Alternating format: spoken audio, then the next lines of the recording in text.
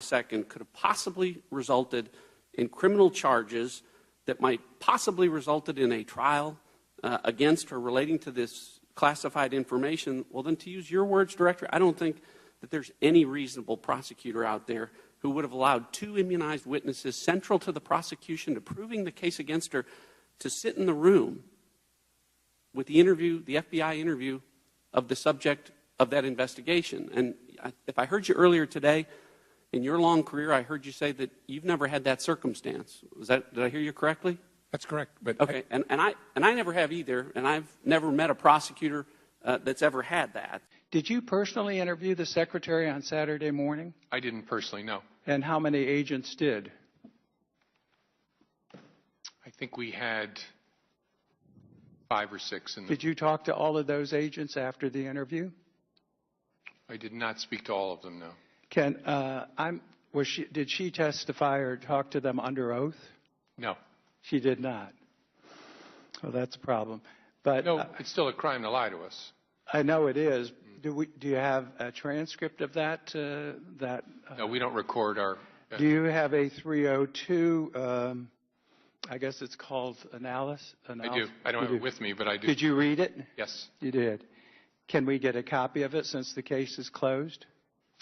I don't know the answer. I would like a copy of it provided to the committee. Where she lied or misled to Congress, which will lead now to the next step of our possibly giving you a referral on this matter. You're aware of that?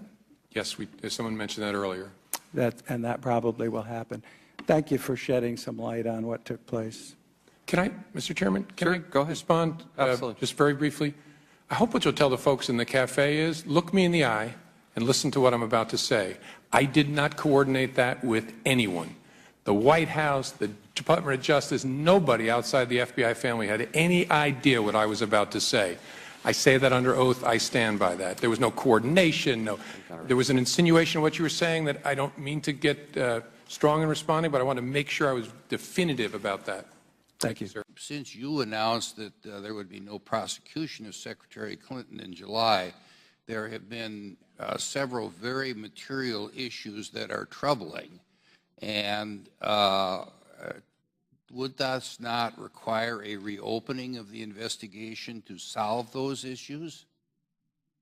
I haven't seen anything that would come near to that kind of situation. Oh. I know there's lots of questions, lots of controversy. I'm very proud of the way this was done. Well, come on now, with all, due respect, since you made this announcement, there have been many more issues that came out that were not on the table prior to your announcement that the investigation against Secretary Clinton had been dropped. And I think the American public is entitled to answers on this, particularly since we have to know, the extent of the classified information, which ended up being in the private email server. 2.5 months later, on May the 3rd, his second interview, he made a 180-degree turn. And he admitted that, in fact, he was aware of the preservation order, and he was aware of the fact that that meant that he shouldn't disturb the Clinton emails. Correct? Yep. Okay, well then I need your help again here, because when I was at the Department of Justice, your reward for lying to federal agents was an 18 U.S.C. 1001 charge or potential obstruction of justice charge. It wasn't immunity. Depends on where you're trying to go with the investigation. It's a low-level guy and you're trying to move up in the chain, you might think about it differently. Well, he lied to an FBI agent. You don't think that's important? Oh, it's very important. Happens all the time. Unfortunately, it's very, very important. Sometimes you prosecute that person and end their cooperation. Sometimes you try and sign them up. But if they lie to an FBI agent after they're given immunity, they violated the terms of their immunity agreement. Oh, sure, after the agreement. And so that's my point. He shouldn't have immunity anymore. Oh, I'm sorry, I may have misunderstood you. He lied to us before he came clean under the immunity agreement and admitted that he had deleted the emails. No, not according to the FBI's documents. He had the immunity agreement in December of 2015. These interviews took place in February and March and May of this year, 2016. Combetta? Combetta. Okay, then I'm confused and misremembering, but I don't think that's right. Okay, well, my time's expired, but I have one last question, and I think it's important. at this point, based on everything, do you think that any laws were broken by Hillary Clinton or her lawyers?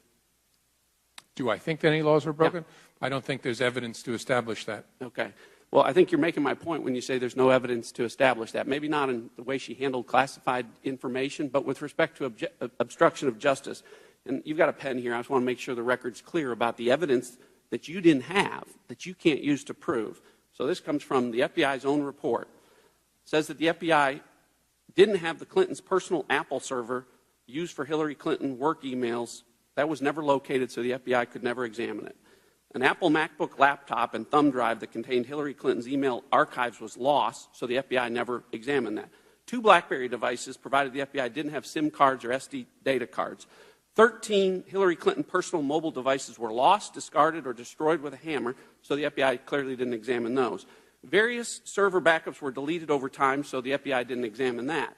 After the State Department and my colleague Mr. Gowdy here notified Ms. Clinton that her records would be sought by the Benghazi Committee, copies of her emails on the laptops of both of her lawyers, Cheryl Mills and Harold Mills, and Heather Samuelson, were wiped clean with bleach bits, so the FBI didn't review that. After those emails were subpoenaed, Hillary Clinton's email archive was also permanently deleted from the Platte River Network with bleach bit, so the FBI didn't review that. And also after the subpoena, backups of the Platte River server were manually deleted. Now, Director, hopefully that list is substantially accurate because it comes from your own documents. My question to you is this. Any one of those in that very, very long list, to me, says obstruction of justice. Collectively, they scream obstruction of justice. And to ignore them, I think, really allows not just reasonable prosecutors, but reasonable people to believe that maybe the decision on this was made a long time ago not to prosecute Hillary Clinton. And with that, I yield back. Director, do you care to respond? Very briefly, to ignore that which we don't have, we're in a fact-based world. So we make evaluations based on the evidence we're able to gather using the tools that we have. So it's hard for me to react to these things that you don't have. So that's my reaction to it. The chair recognizes the gentleman from Texas, Mr. Farenthold. Against or relating to this classified information, well, then to use your words, Director, I don't think that there's any reasonable prosecutor out there who would have allowed 2 immunized witnesses central to the prosecution to proving the case against her to sit in the room with the interview, the FBI interview of the subject of that investigation. And if I heard you earlier today, in your long career, I heard you say that you've never had that circumstance. Did I hear you correctly? That's correct. But okay, and I never have either, and I've never met a prosecutor that's ever had that. So, to me, the only way that an interview takes place with the 2 central witnesses and the subject of the investigation is if the decision has already been made that all 3 people in that room are not going to be charged. Are you familiar with Fusion? I know the name. Okay. Are they part of the Russian intelligence apparatus? I can't say. Okay. Do you agree with me that if Fusion was involved in preparing a dossier against Donald Trump, that would be interfering in our election by the Russians? I don't want to say. Okay. Say, all right, all right, all right.